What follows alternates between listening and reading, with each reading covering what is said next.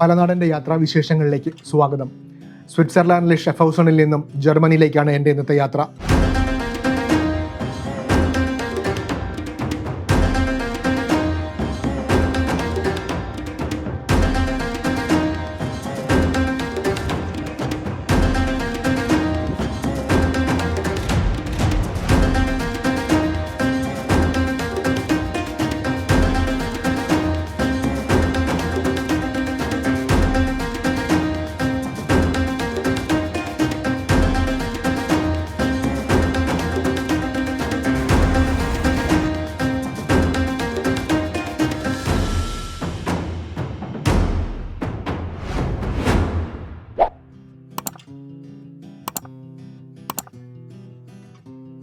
ജർമ്മനിയിലെ തെക്കൻ black ഫോറസ്റ്റിന്റെ ഹൃദയഭാഗത്തുള്ള Titisee new സ്റ്റൈലിലേക്കാണ് ആദ്യം പോകുന്നത്.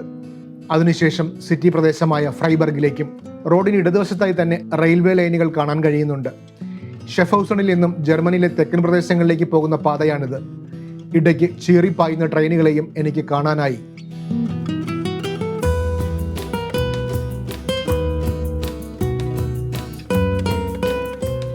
ജനവാസ മേഖലകളിലൂടെയാണ് ഇപ്പോൾ ഞാൻ സഞ്ചരിക്കുന്നത്.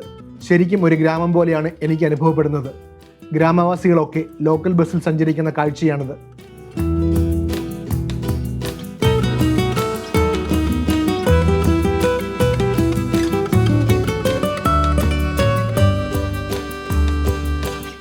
റോഡിന് ഇരുവശവും ധാരാളം വീടുകളുണ്ട്. എല്ലാ വീടുകളും ഏകദേശം ഒരേ മാതൃകയിലാണ് നിർമ്മിച്ചിരിക്കുന്നത്. മേൽക്കൂരകളെല്ലാം ചരിച്ച് ഓടുപാകി സുന്ദരമാക്കിയിട്ടുണ്ട്. മേൽക്കൂരകളിൽ വെളിച്ചം അകത്തേക്ക് പ്രവേശിക്കുവാൻ ഗ്ലാസ് ചില്ലുകളും ഉപയോഗിച്ചിട്ടുണ്ട്.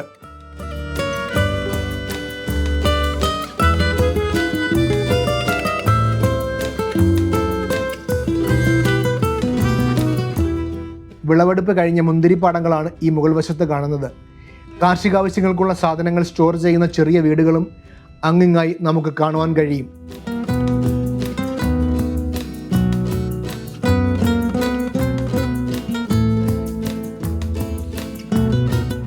മേഘാവൃതമായ അന്തരീക്ഷത്തിന് താഴെ പച്ച വിരിച്ച് കിടക്കുന്ന പാടത്തിനിടയിലൂടെയുള്ള യാത്ര എനിക്ക് പുതിയ അനുഭവമാണ് സമ്മാനിച്ചത്.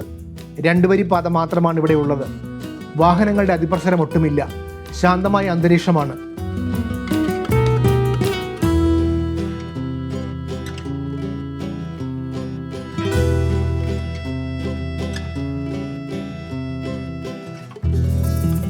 വലതുവശത്തായി കന്നുകാലികൾ മേഞ്ഞു നടക്കുന്ന സുന്ദരമായ കാഴ്ചകളാണിത്.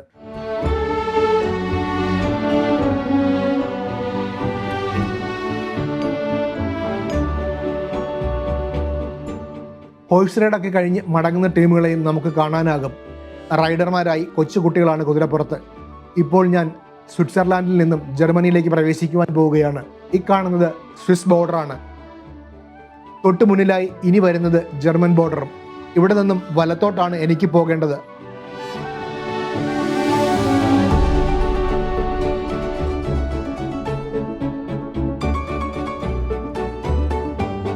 ഫ്രൈബർഗിലേക്ക് ഇവിടെ നിന്നും 73 കിലോമീറ്റർ ദൂരമുണ്ട്. മെയിൻ പാതയിൽ നിന്ന് മാറി ഇടത്തേക്കാണ് ഇനി സഞ്ചരിക്കേണ്ടത്.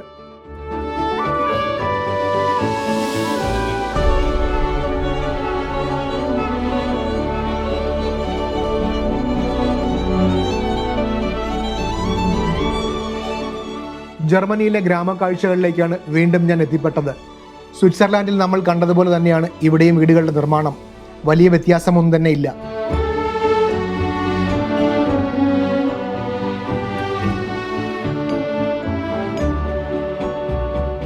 ഗ്രാമക്കാഴ്ചകളൊക്കെ കഴിഞ്ഞ് ഇപ്പോൾ സഞ്ചാരം പൈൻ ഫോറസ്റ്റുകൾക്കിടയിലൂടെയാണ്.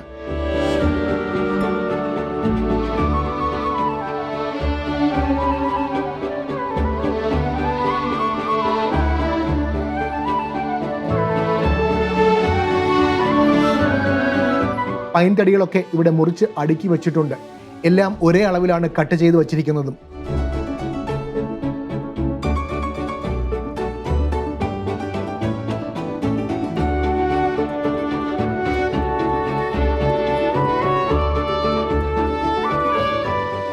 സ്വിറ്റ്സർലാൻഡിലെ പോലെ തന്നെ വളരെ മനോഹരമാണ് ജർമ്മൻ ഗ്രാമ കാഴ്ചകളും. ഇവിടെയും പുൽമേടുകളിൽ കന്നുകാലികൾ മേഞ്ഞു നടക്കുന്ന സുന്ദരമായ കാഴ്ചകളിലൂടെയാണ് കടന്നു പോകുന്നത്.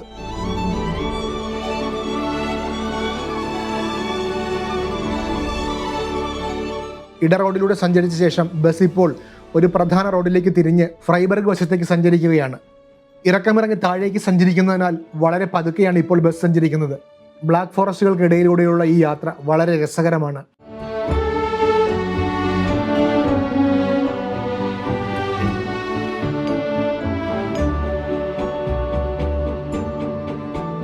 ജർമ്മനിയുടെ തെക്ക് പടിഞ്ഞാറൻ ഭാഗത്ത് ഫ്രാൻസിന്റെ അതിർത്തിയോട് ചേർന്നുള്ള പർവ്വത പ്രദേശമാണ് ഈ ബ്ലാക്ക് ഫോറസ്റ്റ്. സ്വിറ്റ്സർലാൻഡും അതിർത്തി പങ്കിടുന്നുണ്ട്. ഇടതൂർന്ന ഹരിതവനങ്ങളാലും മനോഹരമായ ഗ്രാമങ്ങളാലും പേരുകേട്ട ഈ പ്രദേശം ബ്രദേഴ്സ് ഗ്രിം യക്ഷിക്കഥകളുമായി ബന്ധപ്പെട്ടാണ് കൂടുതൽ അറിയപ്പെടുന്നത്. ഡാന്യൂബ്, നെക്കാർ നദികളുടെ ഉറവിടവും ഈ ബ്ലാക്ക് ഫോറസ്റ്റിൽ നിന്നാണ്. വലതുവശത്തായി നമ്മൾ കാണുന്നത് ടിറ്റിസി തടാകമാണ്. അവിടെ നിന്നും 8 കിലോമീറ്റർ സഞ്ചരിച്ച് ഇപ്പോൾ ടിറ്റിസിയിൽ എത്തിച്ചേർന്നു.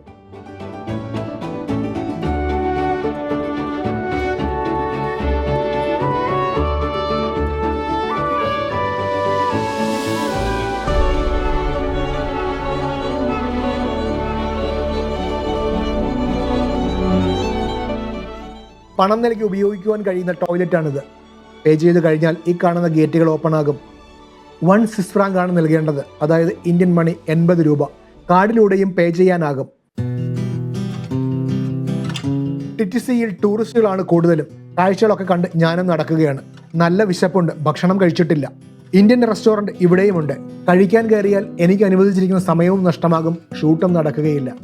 അതിനാൽ ആ ശ്രമം ഞാൻ ഉപേക്ഷിച്ചു. ധാരാളം ഷോപ്പിംഗ് സെന്ററുകൾ നമുക്കിവിടെയും കാണാനാകും.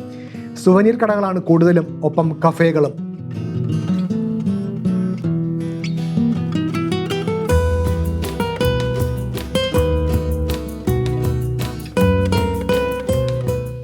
സ്ട്രീറ്റിൽ ചെടികളൊക്കെ വെച്ച് പിടിപ്പിച്ച് മനോഹരമാക്കിയിട്ടുണ്ട്. മരങ്ങൾക്ക് സംരക്ഷണത്തിനായി വെള്ള പെയിന്റ് അടിച്ച് അവയെ മനോഹരമാക്കിയിട്ടുമുണ്ട്. ഇനി ഞാൻ പോകുന്നത് ഈ കാണുന്ന കെട്ടിടത്തിനുള്ളിലേക്കാണ്. ലോകപ്രശസ്തമായ കുക്കു ക്ലോക്കുകളുടെ വീടാണിത്. ജർമ്മൻ സംസ്കാരത്തിന്റെ ഭാഗമാണ് കുക്കു ക്ലോക്കുകൾ. We just fold it that it doesn't lay on the floor. You just have to pull it up. That's all what you have to do. Go out, turn to the left. The small, the big doesn't matter. Just you have every day or every week 3 seconds time to. Do you have service center in Dubai? Not Dubai, sir, but you can search a country near Dubai. You can call them, send them, or you send us. Propose anything. In India, where is your service center? Bangalore, Bombay, Delhi.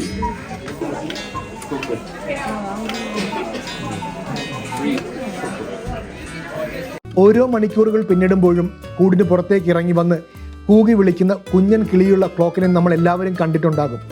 പക്ഷേ നമ്മൾ കൂടുതലും കണ്ടിട്ടുള്ളത് ഇതിൻ്റെ battery പതിപ്പോ കോപ്പിയോ ഒക്കെ ആയിരിക്കാം. എന്നാൽ യഥാർത്ഥ Kuku clock കൈകൊണ്ട് നിർമ്മിച്ചതും ബാറ്ററിയോ വൈദ്യുതിയോ ഇല്ലാതെ പ്രവർത്തിക്കുന്നതുമാണ്. ഇവ പ്രവർത്തിക്കുന്നത് ഗുരുത്വാകർഷണം മൂലമാണ്. ഇതിൻ്റെ ഫലമായി ദിവസത്തിൽ ഭാരം കുറയുകയും പെൻഡുലം അങ്ങോട്ടും ഇങ്ങോട്ടും ചലിക്കുകയും അതിനനുസരിച്ച് ക്ലോക്ക് സൂചികളെ ചലിപ്പിക്കുകയും ചെയ്യുന്നതിനാൽ കുക്കു ക്ലോക്ക് പ്രവർത്തിക്കുന്നു. പെൻഡുലത്തിൻ്റെ ചലനം അകത്തുള്ള ഗിയർ ബോക്സുമായി ബന്ധിപ്പിച്ചിരിക്കുന്നു. ഈ ഭാഗങ്ങളെല്ലാം ഒരുമിച്ച് പ്രവർത്തിക്കുകയും യഥാർത്ഥ സമയം പറയുന്നതിനോടൊപ്പം കുക്കു പക്ഷിയെ പോപ്പ് ഔട്ട് ആക്കുകയും ചെയ്യുന്നു. അതൊരു മ്യൂസിക്കൽ ക്ലോക്ക് ആണെങ്കിൽ ഒപ്പം സംഗീതവും പ്ലേ ചെയ്യും. അതിന് മൂന്നാമത് വേറൊരു ഭാരക്രമീകരണം കൂടി ഇതിലുണ്ടായിരിക്കും. 1737 ബ്ലാക്ക് ഫോറസ്റ്റ് ഷോൺവോർഡിലെ ക്ലോക്ക് നിർമ്മാതാവായ ഫ്രാൻസ് കെറ്ററർ ആണ് കുക്കു ക്ലോക്ക് വികസിപ്പിച്ചത്. ഇത് ഈ ക്ലോക്കുകളുടെ വ്യാവസായിക നിർമ്മാണത്തിന് തുടക്കം കുറിച്ചു. ബ്ലാക്ക് ഫോറസ്റ്റിലെ മരം കൊണ്ടാണ് എല്ലാ ക്ലോക്കുകളും നിർമ്മിച്ചിരിക്കുന്നത്. എല്ലാ ക്ലോക്കുകളും കരകൗശല വിദഗ്ധർ കൈകൊണ്ടാണ് നിർമ്മിച്ചിരിക്കുന്നത് എന്ന പ്രത്യേകതയും ഇതിനുണ്ട്. 225 യൂറോയ്ക്ക് മുകളിലാണ് കുക്കു ക്ലോക്കിൻ്റെ വിലകൾ ആരംഭിക്കുന്നത്. ഇന്ത്യൻ മണി ഏകദേശം 20,000-ന് മുകളിൽ. കുക്കു ക്ലോക്ക് നമ്മൾ ഇവിടെ നിന്ന് വാങ്ങുമ്പോൾ അതിൻ്റെ ആധികാരികതയുടെ ഒരു സർട്ടിഫിക്കറ്റും നമുക്ക് ലഭിക്കും. VDS മുദ്രയാണ് അതിൻ്റെ പ്രത്യേകത. ക്ലോക്കുകൾ മാത്രമല്ല, മറ്റനേകം സുവനീറുകളും നമുക്കിവിടെ കാണാനാകും. ഇതിൽ ഭൂരിഭാഗവും ബ്ലാക്ക് ഫോറസ്റ്റിലെ തടികൾ കൊണ്ടാണ് നിർമ്മിച്ചിരിക്കുന്നത്.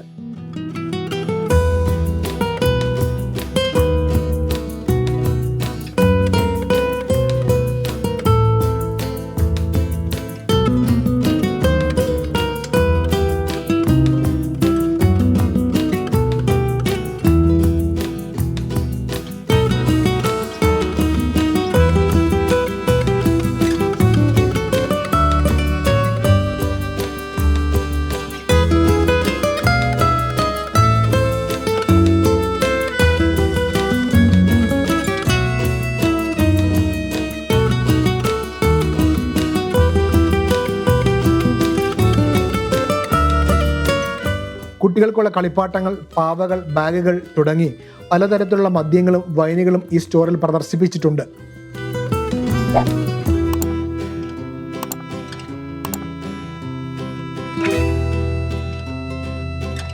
കുക്കു ക്ലോക്കിന്റെ വിശേഷങ്ങൾ കണ്ട ശേഷം ഞാൻ നേരെ പോയത് ടിറ്റിസി തടാകത്തിലേക്കാണ്. ടിറ്റിസി ഒരു ചെറിയ പ്രദേശമാണെങ്കിലും ലോക പ്രശസ്തമാണ്. ബേഡൻ വാട്ടൻബർഗ് തെക്കൻ ബ്ലാക്ക് ഫോറസ്റ്റിലെ തടാകമാണ് ടിറ്റിസി. ഫെൽഡ്ബർഗ് മലനിരകളിലെ ഗ്ലേസിയറുകളാണ് ഇതിൻ്റെ ഉത്ഭവത്തിൻ്റെ അടിസ്ഥാനം.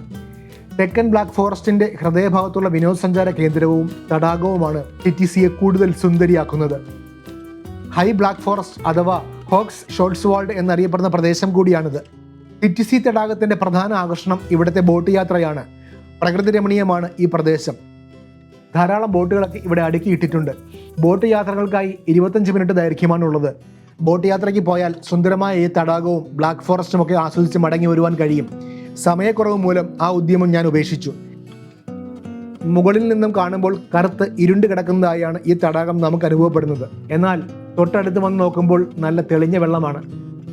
ഇവിടുത്തെ ഭൂപ്രകൃതിയുടെ സവിശേഷതയാകാം ഇത്തരമൊരു പ്രതിഭാസത്തിന് കാരണം. ഇടതുവശത്തെ മുകളിൽ മരങ്ങളൊക്കെ തിങ്ങി നിറഞ്ഞു നിൽക്കുന്ന ബ്ലാക്ക് ഫോറസ്റ്റാണ് ആ കാണുന്നത്.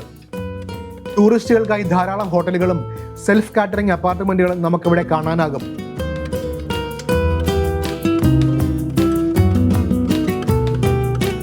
കാൽനടയായും ഈ തടാകത്തിന് ചുറ്റും സഞ്ചരിക്കാനാകും.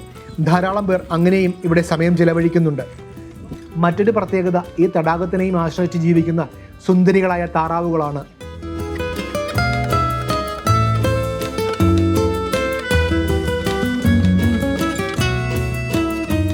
ദ ഹോക്ഫസ് ഷാൻസ് എന്നറിയപ്പെടുന്ന ജർമ്മനിയിലെ ഏറ്റവും വലിയ സ്കീ ജമ്പും ഈ ടിറ്റിസിയിലാണ് സ്ഥിതി ചെയ്യുന്നത്.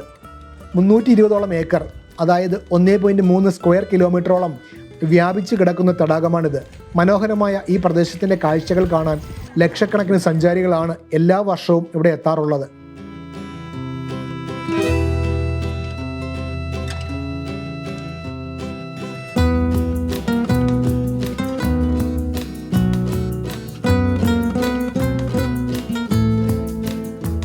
ഈ കാഴ്ചകളൊക്കെ കണ്ട ശേഷം ജർമ്മനിയിൽ പിറവിയെടുത്ത ബ്ലാക്ക് ഫോറസ്റ്റ് കേക്ക് കഴിക്കാനാണ് ഞാൻ പിന്നെ പോയത്. കുട്ടികൾക്ക് ഏറെ പ്രിയപ്പെട്ടതാണ് ബ്ലാക്ക് ഫോറസ്റ്റ് കേക്കുകൾ. ഇവിടുത്തെ ബ്ലാക്ക് ഫോറസ്റ്റ് കേക്കുകൾ കഴിക്കണമെന്ന് ജർമ്മനിയിലെത്തിയപ്പോഴേ കൂടെയുള്ള സഞ്ചാരികൾ പറഞ്ഞിരുന്നു. അങ്ങനെ ഞാനും ബ്ലാക്ക് ഫോറസ്റ്റിൽ നിന്ന് അത് കഴിക്കാൻ തീരുമാനിച്ചു. തൊട്ടടുത്ത് കണ്ട ഒരു ബേക്കറിയിൽ നിന്നും 4.5 യൂറോ നൽകി ഞാനും ഒരു കേക്ക് വാങ്ങി.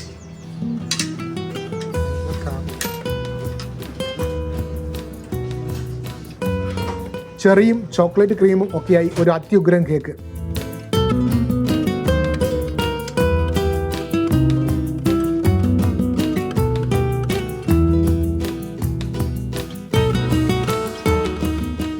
വലിയ പ്രതീക്ഷയോടെ ഞാൻ കഴിക്കാൻ ആരംഭിച്ചെങ്കിലും നമ്മുടെ നാട്ടിൽ കിട്ടുന്ന ബ്ലാക്ക് ഫോറസ്റ്റ് കേക്കുമായി അതിന് വലിയ സാമ്യമൊന്നും ഇല്ലായിരുന്നു.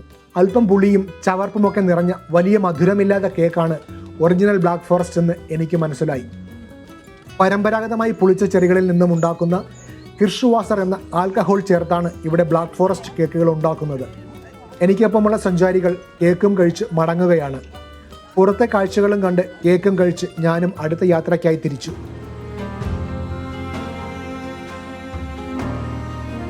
ഇനി പോകുന്നത് ഫ്രൈബർഗിലേക്കാണ്. 30 കിലോമീറ്ററോളം ദൂരമുണ്ട് ടിറ്റിസിയിൽ നിന്നും ഫ്രൈബർഗിലേക്ക്. ഇരുവശവും പൈൻ മരങ്ങൾ നിറഞ്ഞ വഴിയിലൂടെയാണ് സഞ്ചാരം. മറുവശത്ത് ടാറിംഗ് നടക്കുന്നതിനാൽ ഡിവൈഡർ വച്ച് പുതിയ വഴിയുണ്ടാക്കി ഗതാഗതം തടസ്സപ്പെടാതെയാണ് റോഡ് ഗതാഗതം ക്രമീകരിച്ചിരിക്കുന്നത്. മഴക്കാലത്ത് മണ്ണിടിച്ചിലുണ്ടായാൽ തടയാനായി പാറക്കല്ലുകൾ കൊണ്ട് ഭിത്തികൾ ബലപ്പെടുത്തിയിരിക്കുന്ന കാഴ്ചയാണിത്.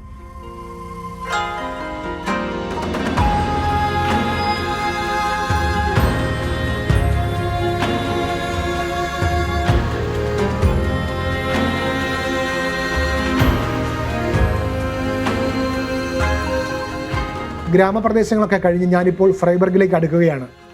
റോഡിന് സമാന്തരമായി തന്നെ റെയിൽപാതയുമുണ്ട്. ഫ്രൈബർഗ് ആയാം ബ്രൈസ്ഗൗ എന്ന പേരിലാണ് ഈ സ്ഥലം അറിയപ്പെടുന്നത്. തെക്കൻ ജർമ്മനിയിലെ ഒരു പ്രമുഖ നഗരമാണിത്. ജർമ്മനിയുടെ സുസ്ഥിര നഗരം എന്നാണ് ഇതിനെ വിളിക്കപ്പെടുന്നതും. അതുപോലെ ജർമ്മനിയിലെ ഹരിത നഗരം എന്ന നിലയിൽ അന്താരാഷ്ട്ര പ്രശസ്തിയുള്ള നഗരം കൂടിയാണിത്.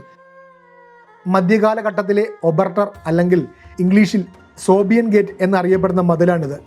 ജർമ്മനിയിലെ ബേഡൻ ഊട്ടൻബർഗിലെ ഫ്രൈബർഗിൻ്റെ മധ്യകാല പ്രതിരോധ മതിലിൻ്റെ അവശേഷിക്കുന്ന 2 നഗര കവാടങ്ങളിൽ ഒന്നാണിത്.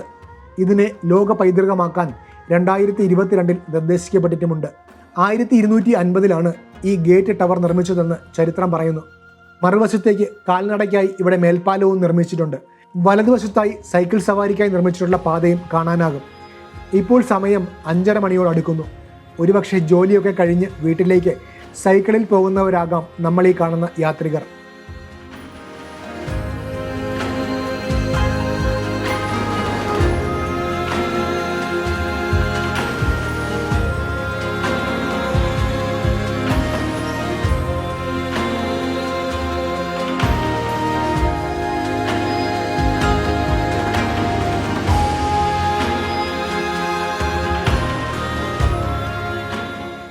കാൾസ്ബൗവിന് സമീപം ബസ് നിർത്തി 45 മിനിറ്റ് സമയമാണ് എനിക്കിവിടെ അനുവദിച്ചിട്ടുള്ളത്. ഹോട്ടലുകളും റെസ്റ്റോറൻറ്റുകളും റീറ്റെയിൽ സ്റ്റോറുകളും ഒക്കെയുള്ള ഒരു വമ്പൻ ഷോപ്പിംഗ് കോംപ്ലക്സ് ആണ് കാൾസ്ബൗ. കാഴ്ചകൾ കാണാനായി ഞാൻ അതിന് സമീപത്തു കൂടി സിറ്റിക്കുള്ളിൽ കയറി. ഇവിടെയും സൈക്കിൾ യാത്രക്കാരുടെ ഒരു നീണ്ട നിര തന്നെ കാണാൻ കഴിയും. ജോലി കഴിഞ്ഞ് പോകുന്നവരാണ് മിക്കവരും.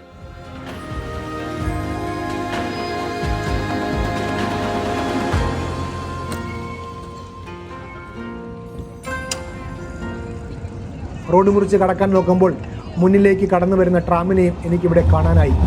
ഫ്രൈബർഗിലെ ഈ ഓൾഡ് ടൗണിൽ നിന്നും 2.5 കിലോമീറ്റർ വടക്ക് പടിഞ്ഞാറായുള്ള മെസ്സെ ഫ്രൈബർഗിലേക്ക് പോകുന്ന ട്രാമാണിത്.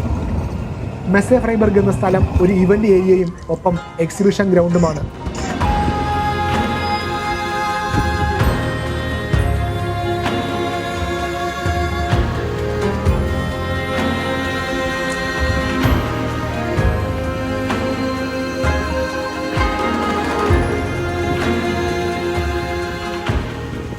സിറ്റിയിലൂടെ കറങ്ങി നടന്ന് കാഴ്ചകളൊക്കെ കണ്ടു. സീജസ് ഡെൻഗമൽ എന്നറിയപ്പെടുന്ന വിജയസ്മാരകമാണിത്. 1871 ഫ്രാങ്കോ പ്രഷ്യൻ യുദ്ധത്തിലെ ജർമ്മൻ വിജയത്തിൻ്റെ സ്മാരകമായാണ് ഇത് നിലനിർത്തിയിട്ടുള്ളത്. ബ്ലാക്ക് ഫോറസ്റ്റുമായി ഏറ്റവും അടുത്ത് കിടക്കുന്ന പ്രദേശമാണ് ഫ്രൈബർഗ്. 2ാം ലോക മഹായുദ്ധത്തിൽ ഒരുപാട് നാശനഷ്ടങ്ങൾ സംഭവിച്ച പട്ടണം കൂടിയാണ് ഈ ഫ്രൈബർഗ്.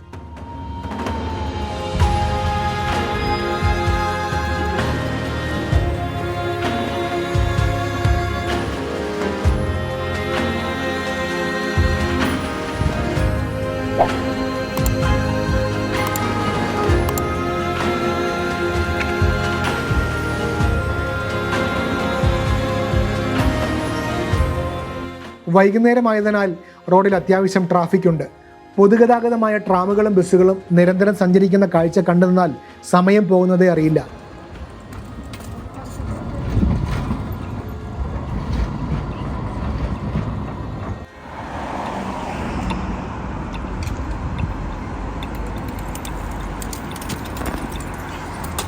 ഇങ്ങനെ ശബ്ദമുണ്ടാക്കിക്കൊണ്ടിരിക്കുന്നത് സിഗ്നൽ സംവിധാനമാണ്. റോഡ് മുറിച്ച് കിടക്കുന്നവർക്ക് ബീപ്പ് ശബ്ദമുണ്ടാക്കി ഇങ്ങനെ സിഗ്നൽ സംവിധാനം നമുക്ക് മുന്നറിയിപ്പ് നൽകുന്നുണ്ട്.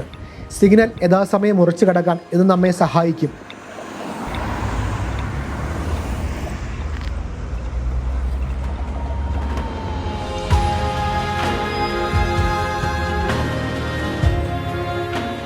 നടപ്പാതകളിൽ കല്ലുകളൊക്കെ വിരിച്ച് സുരക്ഷിതമാക്കിയിട്ടുണ്ട്.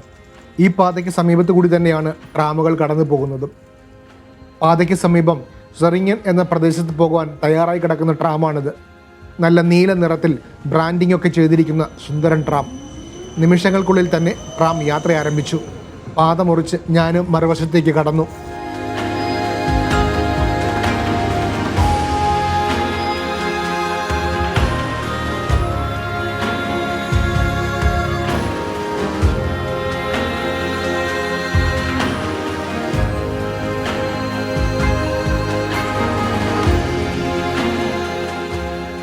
വെള്ളമൊഴുകുന്ന ചെറിയ കനാല് പോലെ കാണുന്ന ഇതിൻ്റെ പേര് ബാഷിൽ. ഇത് ചരിത്ര പ്രാധാന്യമുള്ള കനാലാണ്. AD 1200 ഫ്രൈബർഗിൻ്റെ ജലവിതരണ സംവിധാനത്തിൻ്റെ ഭാഗമായാണ് ഇവ നിർമ്മിക്കപ്പെട്ടത്. ചൂടുള്ള സമയത്ത് നഗരത്തെ തണുപ്പിക്കുവാനും ഇവ സഹായിച്ചു. പക്ഷേ ഇപ്പോൾ ഇവയുടെ ഉപയോഗം കുറഞ്ഞെങ്കിലും അവയുടെ സാംസ്കാരിക മൂല്യം വർദ്ധിച്ച് ടൂറിസ്റ്റുകൾക്ക് ഒരു നവ്യ അനുഭവം സമ്മാനിക്കുന്നു. ഇനി ഞാൻ പോകുന്നത് ഇതിന് സമീപമുള്ള പ്രശസ്തമായ ഫ്രൈബർഗ് കത്തീഡ്രൽ കാണാനാണ്.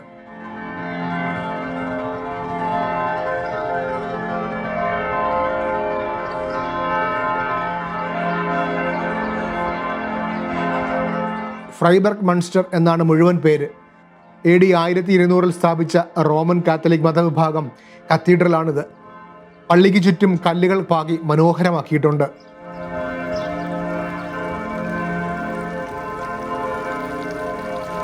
കത്തീഡ്രലിന് സമീപം തന്നെ ഫിഷ് ബ്രണ്ണൻ എന്നറിയപ്പെടുന്ന ഒരു ജലധാരയും കാണാനാകും. 8 വശങ്ങളുള്ള ജലധാരയുടെ മധ്യഭാഗത്ത് 4 പൈപ്പുകളിലൂടെ എപ്പോഴും വെള്ളം ഇതിനകത്തേക്ക് പതിക്കുന്നുണ്ട്. അതിനു മുകളിലായി തന്നെ ധാരാളം ക്രൈസ്തവ പ്രതിമകളെയും സ്ഥാപിച്ചിട്ടുണ്ട്.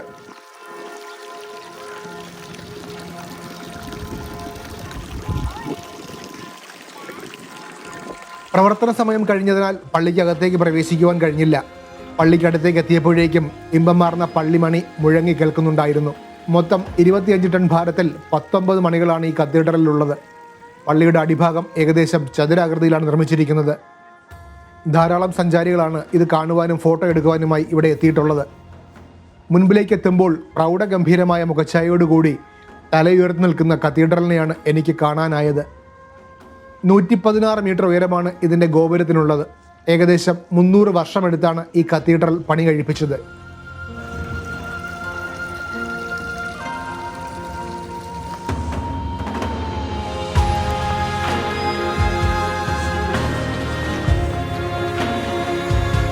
മറ്റ് സഞ്ചാരികളെ പോലെ കത്തീഡ്രലിന് മുൻപിൽ നിന്നും ഒരു ചിത്രവും എടുത്ത് ഞാനും അടുത്ത കാഴ്ചകൾക്കായി യാത്ര തിരിച്ചു.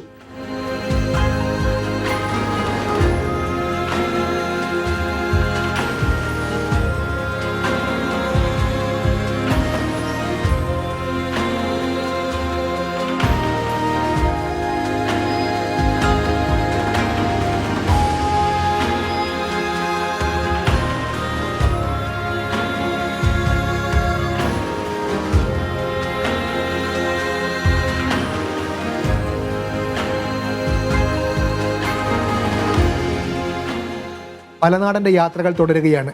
കാഴ്ചകൾ ഇഷ്ടമായെങ്കിൽ നിങ്ങളുടെ അഭിപ്രായങ്ങളും നിർദ്ദേശങ്ങളും കമൻസിലൂടെ അറിയിക്കുക. ഒപ്പം ചാനൽ സബ്സ്ക്രൈബും ചെയ്യുക. പലനാടൻ ട്രാവലറിൻ്റെ പുതിയ കാഴ്ചകളുമായി വീണ്ടും കാണാം. ഒപ്പം വരൂ, ഒത്തിരി കാണാം.